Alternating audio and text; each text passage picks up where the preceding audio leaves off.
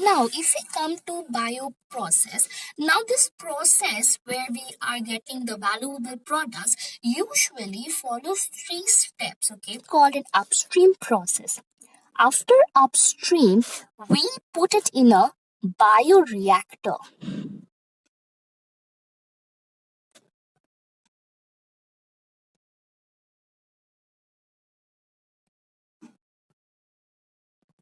After putting it in the bioreactor, we recover our product, and this process is called a downstream process.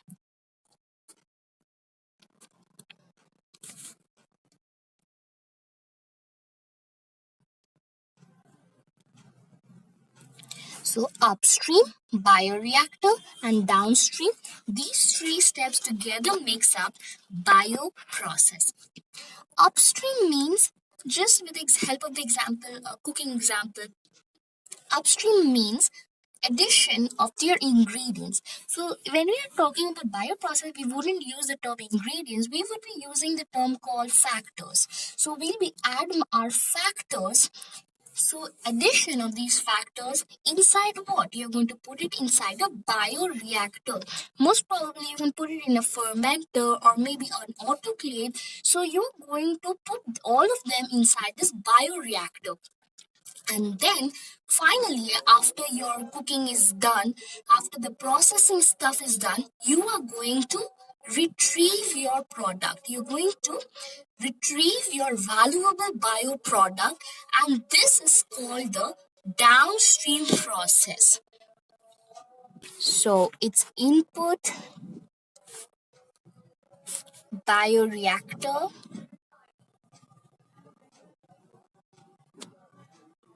and then you obtain your output, or that is your product.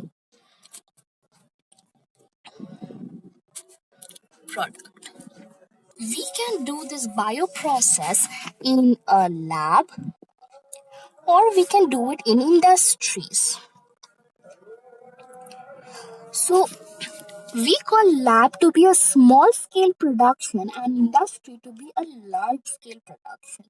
Often, the thing that happens over here when we are going to the industry level, like we're doing a bioprocess in the industry level, the bioprocess engineers, they face a lot of problems because in industry the things are usually critical and you're producing something for the population, right? So the things are getting a little bit of critical over there.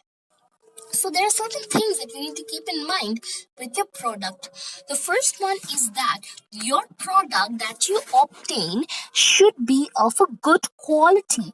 The quality should be very good. The second thing that has to be kept in mind is that the entire process of the bioprocess should be cost effective. What do you mean by cost effective? Cost effective means that it should be very cheap and shouldn't cost so much of money. Because whenever you are doing any kind of production method, you need to spend your money for buying your ingredients, for cooking, etc. So at every step of production, there is cost. Okay, so cost effective means that you have to make your entire production method in such a way that you are producing good quality of product but in a very cost effective way, in a very cheaper way. Another thing is important over here is the products that you get should be not only good in quality but should be of maximum yield. What do you mean by maximum yield? Maximum yield of product is important because, like, you are making a product and you're creating something and the product that you get is very less. Would this be sufficient when you are putting it to the large scale industries? Of course it wouldn't be. Of course it wouldn't be sufficient because small scale.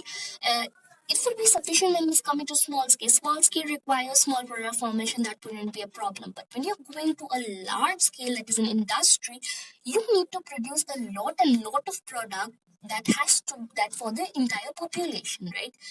Like if you're producing paracetamol in a antibiotic paracetamol, so you cannot just produce one and two paracetamol. You have to produce a lot of paracetamol for the entire population, right?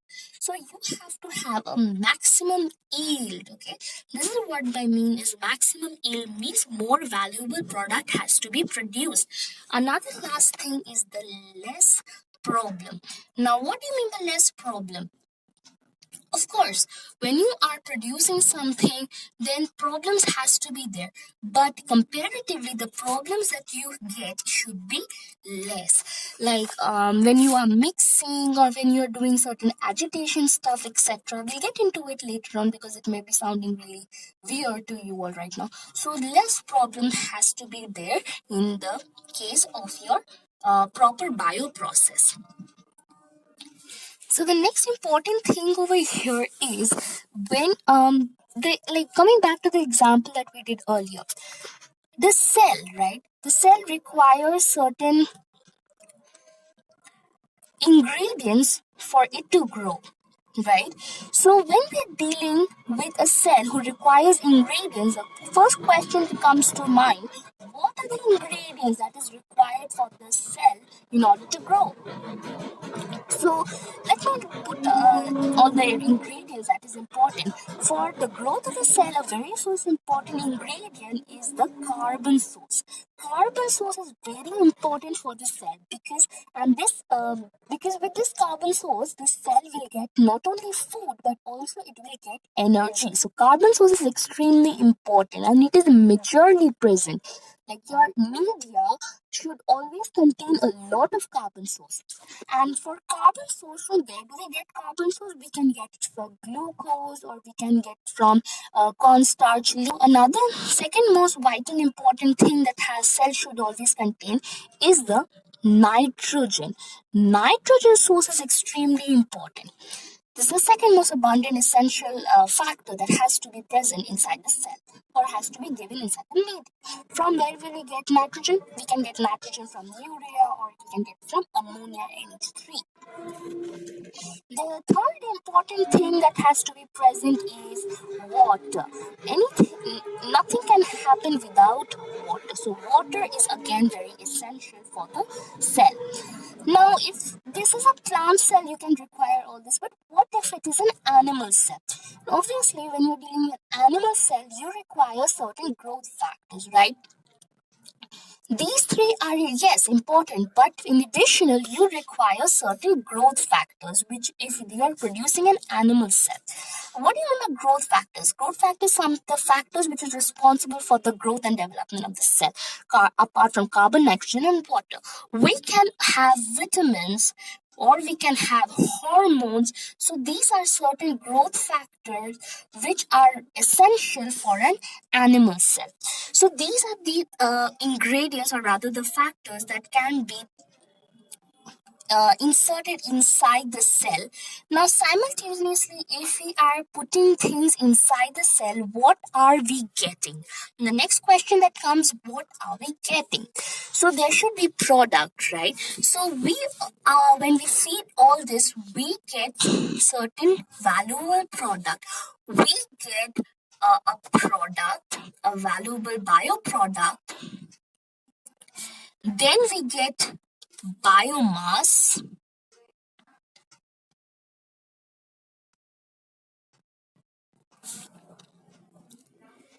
Then we get this water itself. Then we get carbon dioxide. Carbon dioxide. So these are the products that you will get. Now, say for example, if the cell is aerobic. Aerobic means that it requires oxygen for its growth, right? So here, for example, you saw that the cell is a eukaryotic cell and it is aerobic. So what in the ingredient accordingly, what do you need to add? You need to supply oxygen because obviously if you do not supply oxygen, the cell will not grow. So you have to supply oxygen into the cell as an input or the ingredient that has to be supplied inside the cell.